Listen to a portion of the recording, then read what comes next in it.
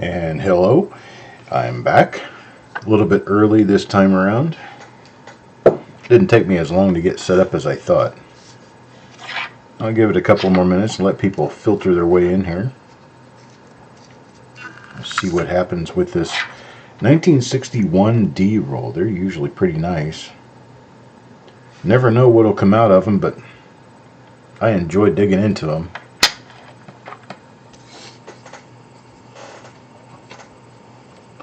Got everything ready, and I'm going to go ahead and open the roll while I've got it here on camera. Let's see. Move back to this. There we go. Now I'm going to open this up. Get the coins all ready. I won't start going through them until 15 minutes after the hour, though. Hello, Scott and Joe. This is one way to do this and get all these shows finished, rolls open, coins done, so we all know what's going on. Just doing back to back to back. So I'll probably do tomorrow as well. Start them kind of early, probably 1 o'clock in the afternoon, and then just run them back to back to back. And if I can get all 4 of the remaining shows for this week done, I may do some roll digs on Tuesday prior to the auction. Usually end up a little busy on Tuesdays though, trying to get everything together and get everything finished up and ready for the big show. We're working on going through a 1961 D roll, looking for RPMs and double dies. Good afternoon, Vince. Give it another couple of minutes before I start actually going through the coins. Hey Jim, how you doing?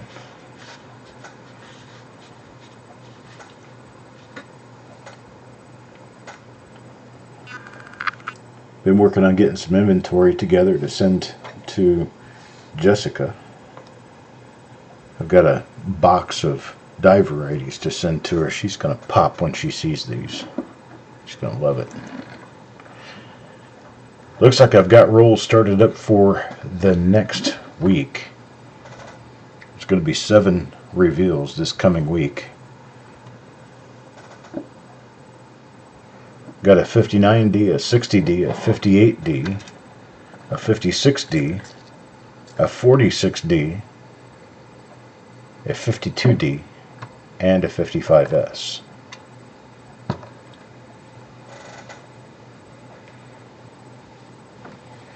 I'm doing pretty well, Jim. I will be going to bed after I finish this because I'm really tired. I don't know why I'm so tired all the time. Guess I'll have to get a hold of my doc and see if I can do labs and have him take a look at my labs. Hello, Nicolette's Hobbies.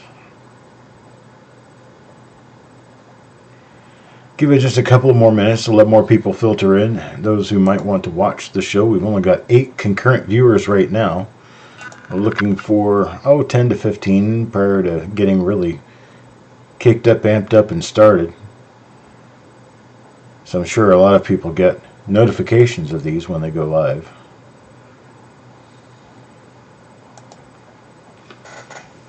So I'll give it just a couple more minutes, then we'll get started. I've already got the roll open. We're ready to get started on it. To explain to the people who have not been here before, I'll explain to you how this works. On Tuesdays, I have an auction. Tuesdays at 8 p.m. And toward the end of the auction, I sell coins in unopened rolls.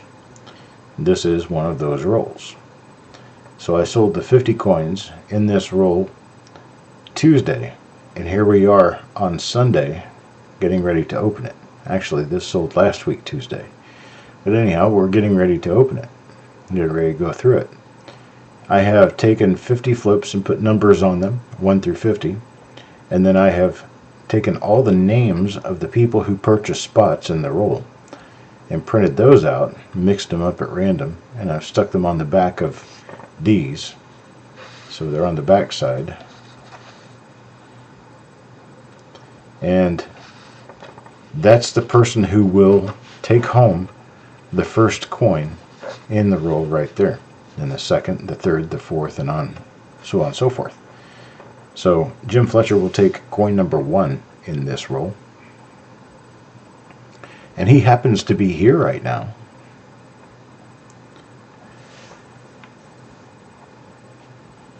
And what I do, once I find any varieties in these, I will attribute the varieties and give you the proper die number for the varieties. And if I didn't already have a die number, I'll assign a new one for you. And regardless of whether it's an old or a new die variety, if I happen to assign a number to it and need photographs of that coin for the website coppercoins.com, I'll take those photos and I'll give you the credit for the coin, and your photos will be published on coppercoins.com, and the coin that you receive back, because that coin was used for actual photos for the website, it will receive a plate coin designation and will have my signature on the flip insert. So that's how that works.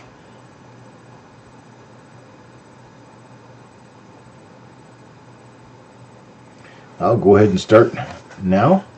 At coin number 1, Jim Fletcher. Let's see what coin number 1 has on it. Looking for any RPM, repunchment mark, double dies. 1961D, I would pretty much only expect to find repunchment marks because there's no known double dies for the obverse of 1961D. And there is also nothing known for the reverse of 61D. We'll take a quick look on the reverse of a few of them to see that we're not missing anything that could possibly be there. And that's Jim Fletcher, coin number 1. Now coin number 2. Coin number 2 will be for Paul Hampton. Paul Hampton gets coin number 2. Let's take a look at coin number 2 and see what's there.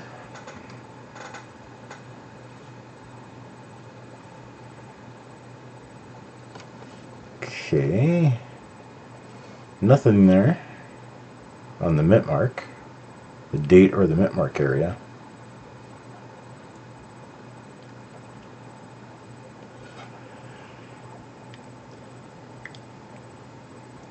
No doubling on the I, only master doubling on the motto, and I'll show you when we get an earlier die that shows the master die doubling a little bit better. I'll point it out so that you can know that that's going to be very common.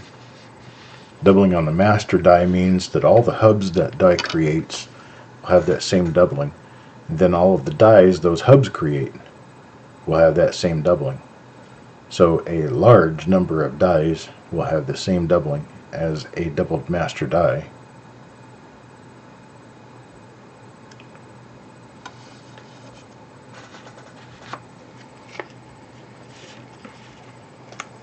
Nothing there for coin number 3 now.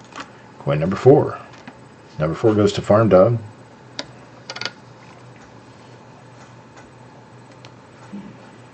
And no RPM there either.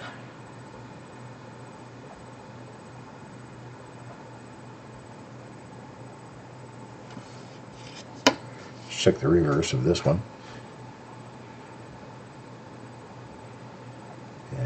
The reverse comes out clean. Nothing there.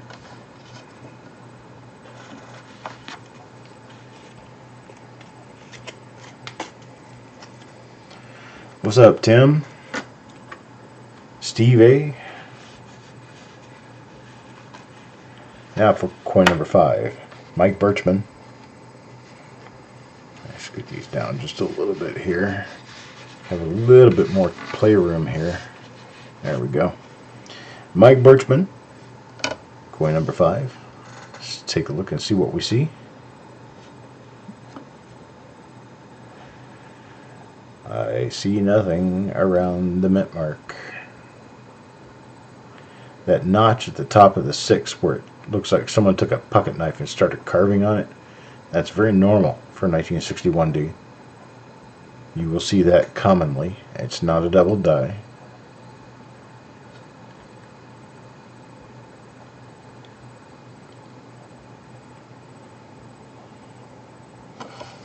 I don't see any of the master die doubling on this one. They often have it, but not to the degree that they're going to show through late die state. So you have to pick your coins up prior to late die state in order to see that master die doubling in most cases.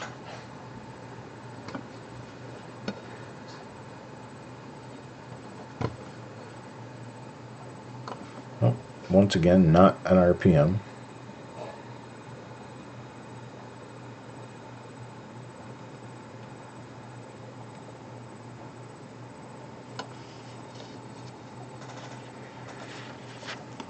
Good afternoon, Brian.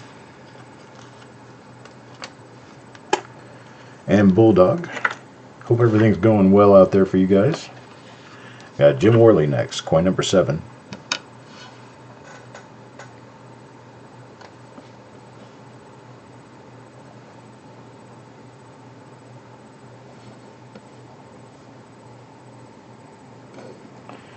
Got a really minor RPM here. Got a little bit of a split on the lower serif. But I'll take it. Whatever we can get, right? We need to get something started here. Okay, got a decent notch on the bottom serif on this one, so we're going to take a look around, see if we can find a good marker that we can compare this coin to other coins from the same die later on in the roll. Be able to stack them all together. I did see a die scratch on here earlier when I was flipping around. There's one in the 9. It goes from the bottom of the 9 up to the inside curl of the 9, and it's basically straight up and down. So there is that marker. It's a very minor marker though. Sometimes you may not find any decent markers. Sometimes it'll take comparing everything you can possibly get your hands on to compare between two coins to see that they're from the same die. It's not always a given that you're going to get easy markers to be able to tell one to the other, but man, that sure is a nice thing to have.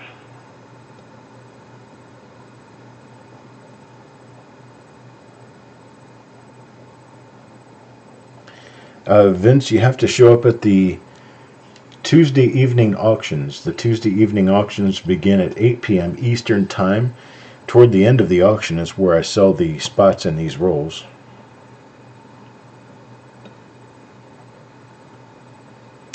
Yeah, it looks like we're going to get nothing more than the mint mark as a marker. And that one die scratch. It looks like also there's a little tiny die chip inside the 9 die chip, or a die gouge. It looks like a little die gouge maybe on the inside of the 9. So that's what we'll end up having to use for a marker to figure out the next example of this particular RPM. It's not a great RPM, but it is an RPM nonetheless. Now for Tim Morrell.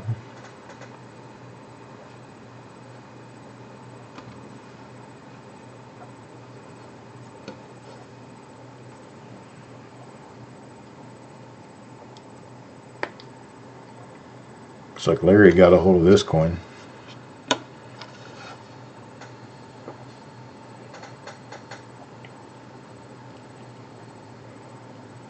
Yeah, nothing here, unfortunately. That's for Tim Morrell. Now coin number 9. Number 9 goes to Doug Walters. And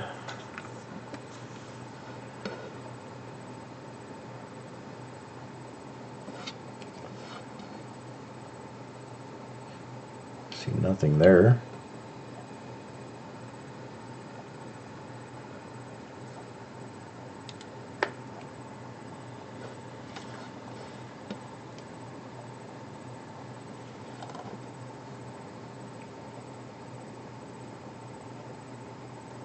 Nothing there either.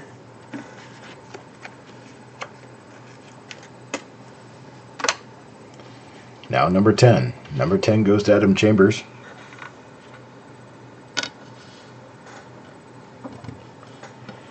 And for Adam Chambers, we pick up another normal 1961D.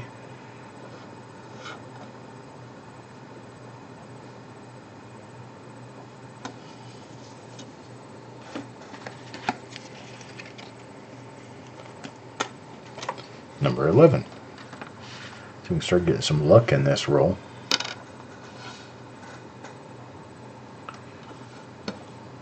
That looked like, yep, that's another one of the same die. I do believe it's the same die. Yeah, it's the same die that we had with coin number 7. Had Jim Worley on it. So this one would be John Brandon Bow. Gets another one of the minor RPMs that we ended up with in coin number 7. So there's coin number 7's little brother right there. That's coin number 11. Now number 12. Number 12 will be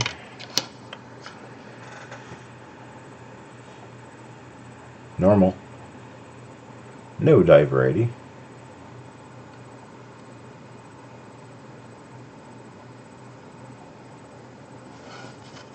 Okay. That's for Deanne. Keep moving on now. Coin number 13. John Brandon Bow again. Let's see what John gets this time. It looks like a normal 61D to me.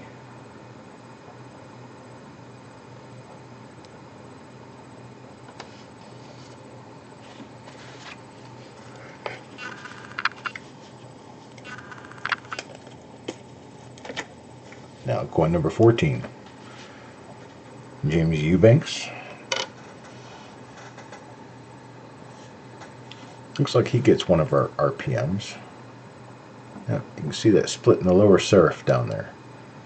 Just a little bit of a split in the lower part of the D, which would be the upper part of the picture right now because it's upside down.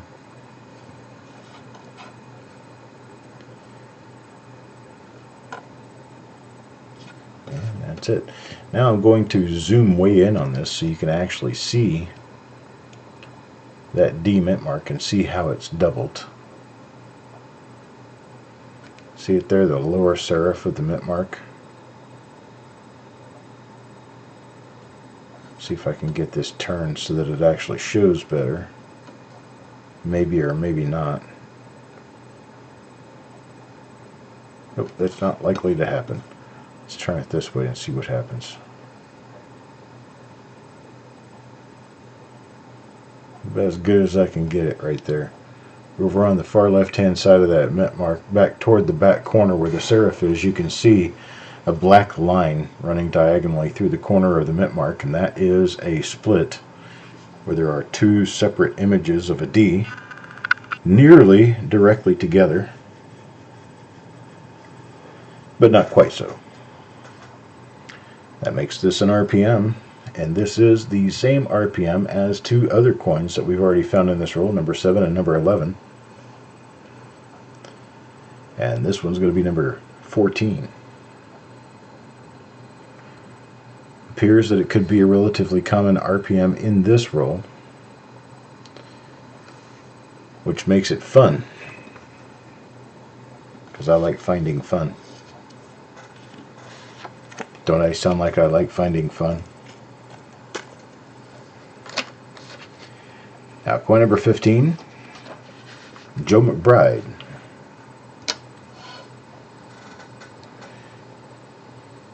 There's another RPM for you. This one happens to be different. It's not the same die. This one's got a pretty heavy die scratch running north out of the 6 of the date. And it's probably got other little scratches and minor bruises around the coin, but at least I know it's a different die from what we have previously seen.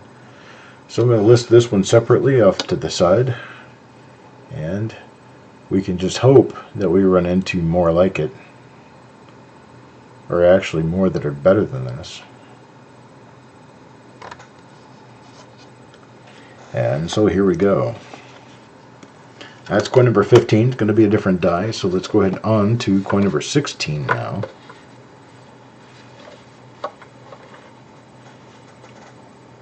Different lighting colors on coins.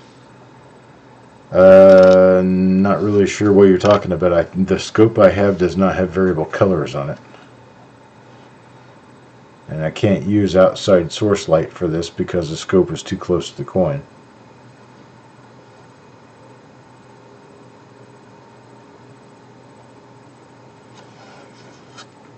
Oh, I'm sorry. That one was done. It's normal, but it's from Mr. Marshall.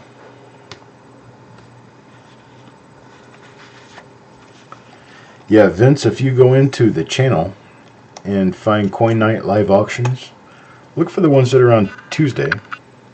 The ones that are on Tuesday are going to be the ones where you're going to be able to purchase spots in the rolls that I'm opening for the crowd here. I forgot whether this was an RPM or not. I have to look it up again because I'm a little bit dense and can't remember stuff. Okay, so this is not an RPM. So move on to coin number 17. Coin number 17 goes to Mike Birchman. Of course, some people say that I've forgotten more than most people ever learn about Lincoln Cents, but to that I respond, yeah, but I've forgotten way more than I should have.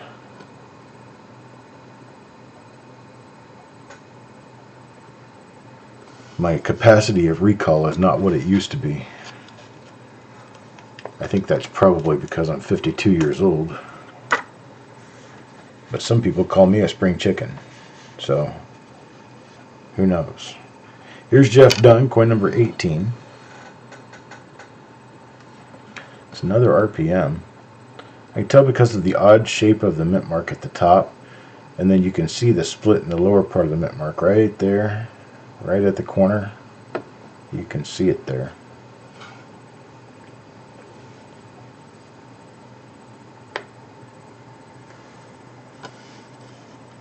I'll get all these listed or identified and separated. For right now, they're going to go in one pile.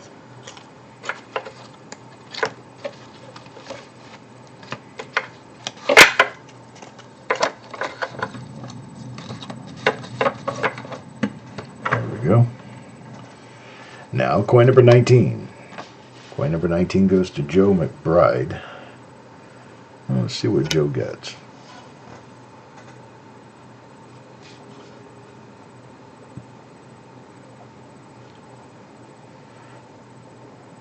Not gonna do it, Joe.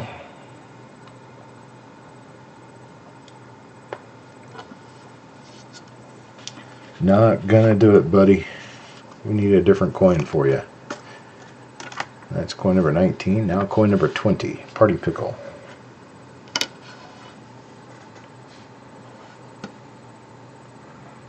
Nothing there, bruh.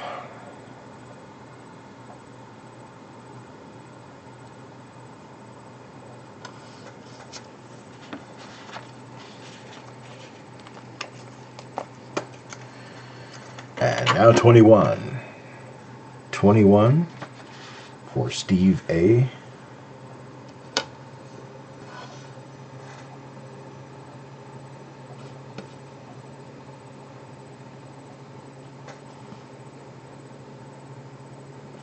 Okay, this one has that split on the bottom. You can also see the line between the 9 and the 1, or the line going down the middle of the 9. But we can also see, I was looking at new marker information. Newsflash, just in. There is a die scratch running through the 1 of the date.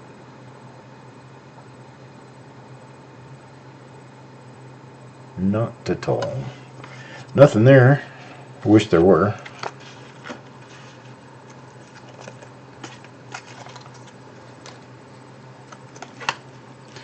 Here's number 22. Yo, man. Hello, Jeff.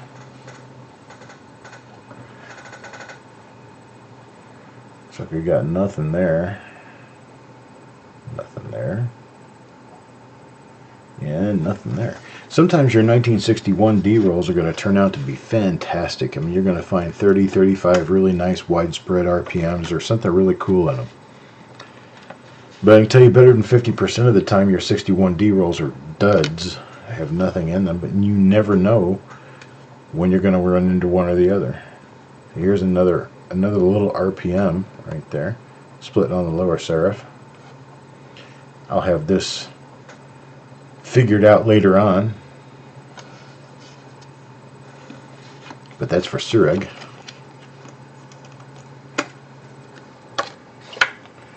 Now number 24. Number 24, Jeff Dunn. And show nothing on the mint mark. And then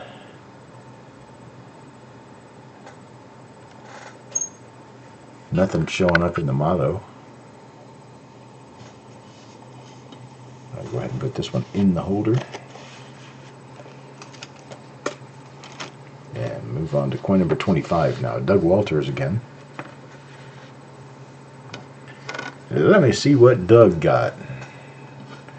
Looks like Doug's going to get himself an RPM. There's a lower split serif RPM there for Doug Walters.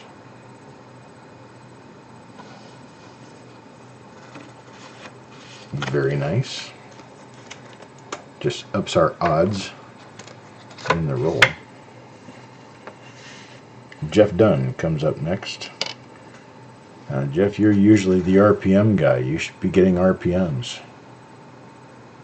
This one is not really an RPM. That little tail below the center of the D, some people are listing those as RPMs and some people never have. I'm kind of on the fence about it. I list one once in a great while and kind of feel guilty of it, and then the next time I turn around, and I've done work elsewhere, and I don't want to put that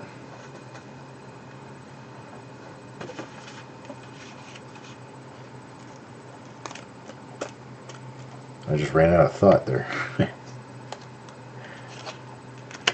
happens sometimes. Let's see.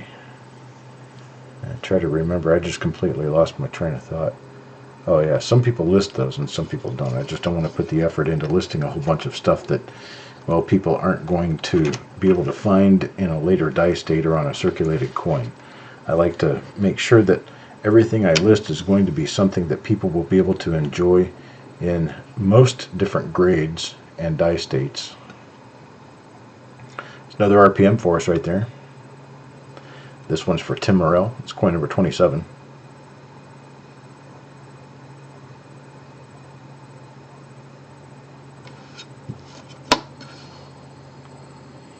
Take a quick peek at the reverse on this one and see if there's anything that we need to be talking about.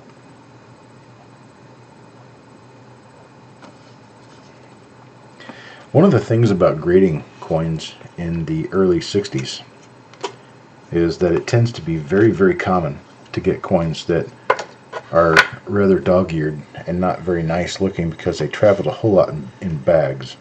But if you do happen to get coins that are in very nice, crisp looking condition, you can have a coin that has basically no flaws on it that won't get above a 66 in grade.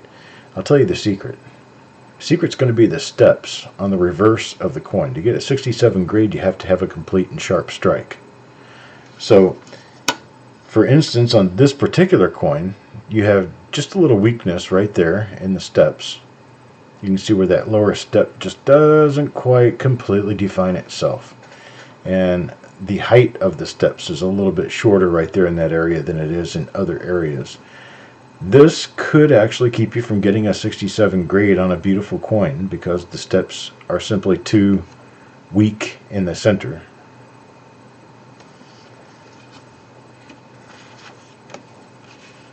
And it's not necessarily the number of steps you can see. It's not like a 5-step nickel. It's basically whether that bottom step is actually complete all the way across. Here's Farm Dog. Farm Dog up next. Yeah, we might have an RPM, but it's going to be a damaged one. Nope, don't see any RPM there, so kind of lucky on that account, I guess. Well, we don't have to witness the demise of another RPM to careless circulation.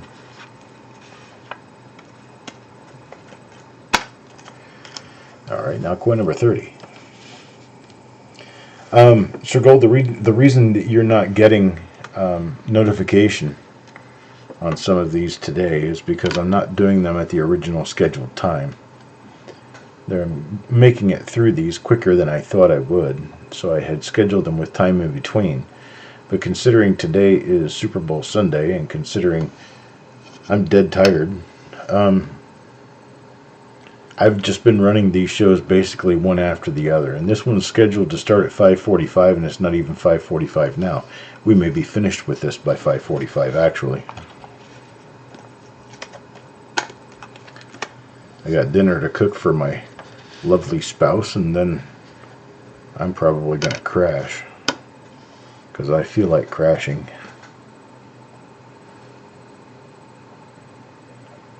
First few days after I realized that my dietary concern was more of a concern than I had originally thought, in that I have type 2 diabetes and I was not taking care of it properly. As soon as I figured that out and really cut my sugar way down, two things happened. First thing happened, I was getting very fatigued, very tired, very quickly. And the second thing is actually three things. The second thing was that I was basically not able to concentrate and had constant urges to get something to eat because I thought I was hungry. And then the third thing that happened was the headaches. Start taking sugar out of your diet after you've had a diet of mostly sugar, and tends to bug the head. I don't have a doctor's appointment at this point. Not right now. Are we talking about me? I don't have a doctor's appointment.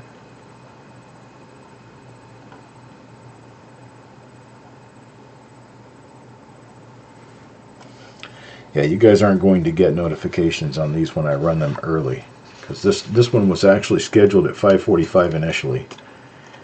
And then I rescheduled at 5:15, and well, I did get started at 5:15, but I had been on the air for 5 minutes even then. So I'm sure that my timeliness messes up the YouTube notification thingy. And I don't really even know how to reset your notifications on YouTube. I think you have to sign out and sign back in or something like that.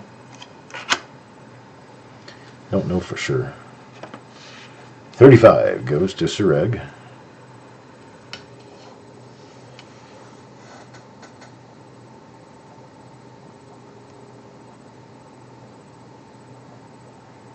Nothing there.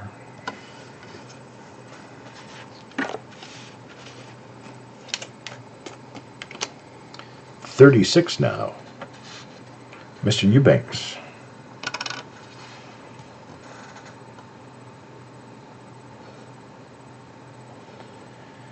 Well, looks like this one's going to turn out to be a dud too. And it is. Cartridge must have been wet. Harkens back to the days of the old black powder guns, where you'd have a wrapped up cartridge in wad paper, a gunpowder and a bullet in it, or a round, a lead ball. You pour those down the barrel, you put a cap on the end of the nipple at the top of the barrel, you pull your trigger, which would put a hammer down. This is an RPM, Adam Chambers. And throwing that hammer down would hit the cap with percussion that would make the cap explode, which in turn throws spark into the barrel, which in turn lights the powder that's inside the barrel and pushes your bullet out. Thing is, though, if you had any moisture in there and your gunpowder got wet, then that's a nice marker for nothing, but it's a nice marker. It's only visible in like one direction. That's weird. You turn it this way, you can't even see it. But there's no RPM there. If your powder ever got wet, then it wouldn't burn. If your powder doesn't burn, then your gun is no good.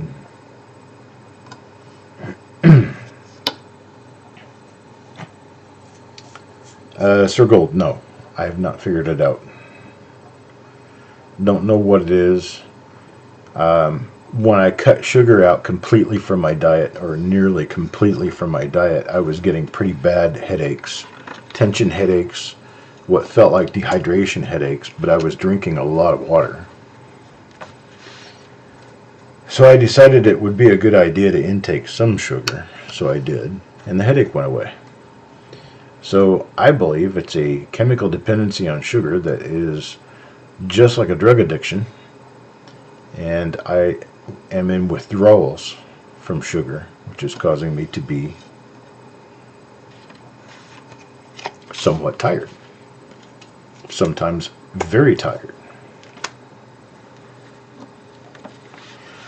Point number 40 now, Paul Hampton.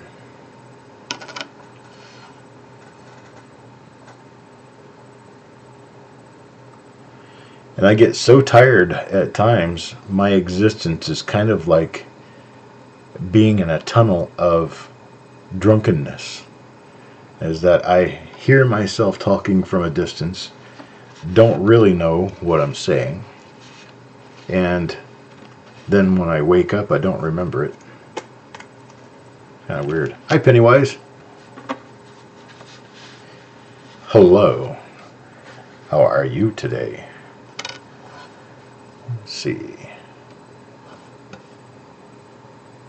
Well, Pennywise didn't automatically throw luck in here, so yeah, we need to burn her at the stake.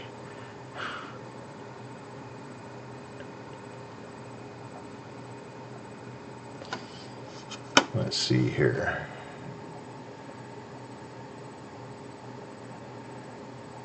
Oh, interesting little whatever that is on the bottom of the E there. Let me flake that off of there real quick. That stuff will come directly off the coin.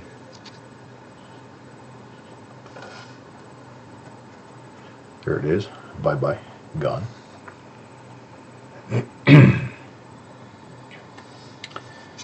Alright. That's Mike Birchman for you. Coin number 41. Now for coin number 42.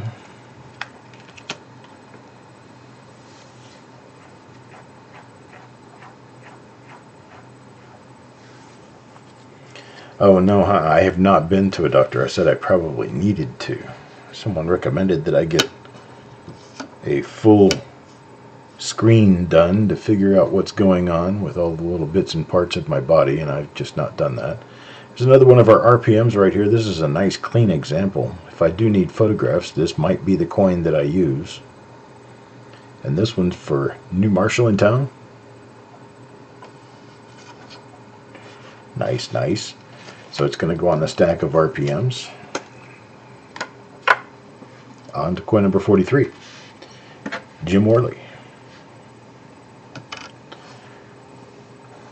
Good evening, Steve. Afternoon, evening.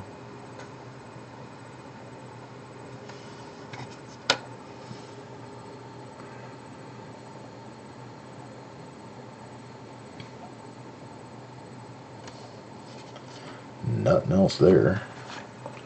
That's coin number 43.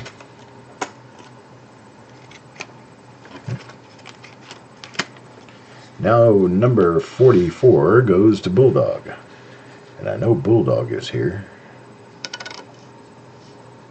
What'd you get, Bulldog? Looks like all I'm giving you is a hard time right now.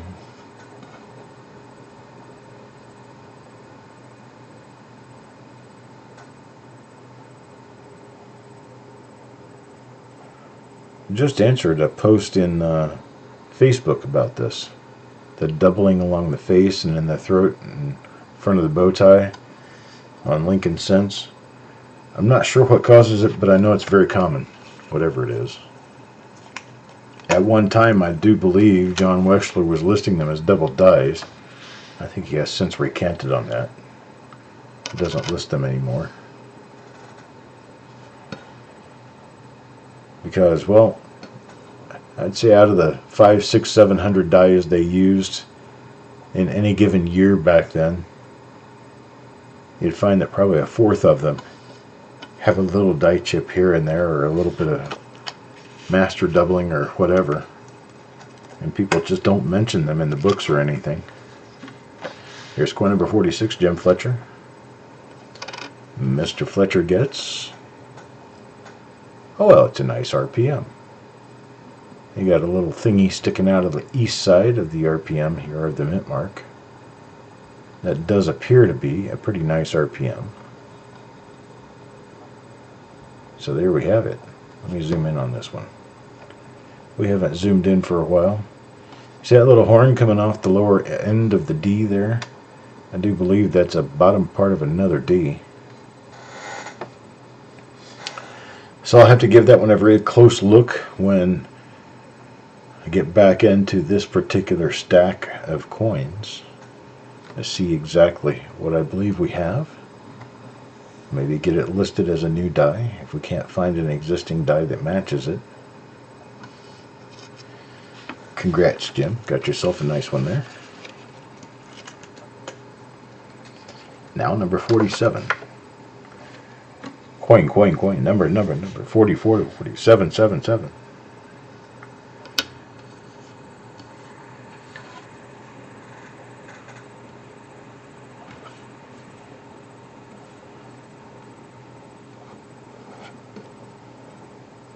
I think it's 33, Joe. Okay.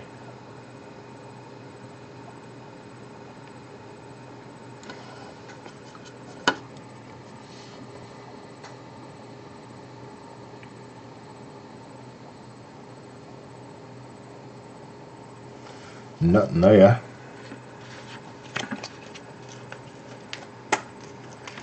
Alright, that was for Farm Dog. Now, coin number 48, Tim Morrell.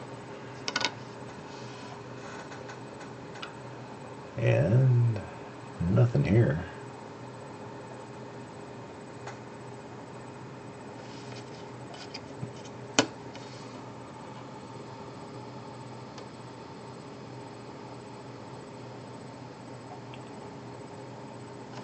Nothing there. And that's Tim Morrell. Now coin number 49, Joe McBride. And Joe McBride does get an RPM. See it there splitting the lower serif.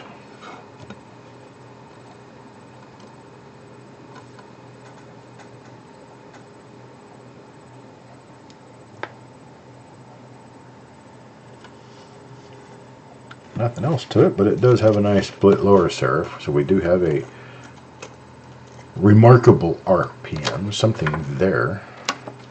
Now number 50, Yo-Man. Yo-Man's going to get the last coin in the roll. He's also the last person in alphabetical order by username, which has nothing to do with the fact that this is the last coin in the roll, and it's for him. Ask Yo-Man. That doesn't happen very often. And as we have it, we have it. Or a total of, looks like about 10, 12 RPMs in this. None of them spectacular, but all of them notable RPMs nonetheless. Let's see what we have in RPMs. I gotta get all this flipped around the right direction. There we go. We've got coins numbered 15, 14, 11, 7, 18, 23, 25, 27, 37, 42, 46, and 49. Bingo! They are for Joe McBride, Jim Fletcher, Marshall, Adam Chambers, Tim Morrell, Doug Walters, Sureg, Jeff Dunn, Jim Worley, John Brandon Bowe, James Eubanks, and Joe McBride. So that's what we've got, and that's it for today. I appreciate everyone being here. I appreciate everyone spending time with me, and enjoy the big game, should that be what you're going to enjoy this evening. Otherwise, enjoy your Sunday evening. Get yourselves all prepped and ready for the week. And I hope you guys have a wonderful night. Great remaining part of the weekend there anyway. And I'll talk to you later.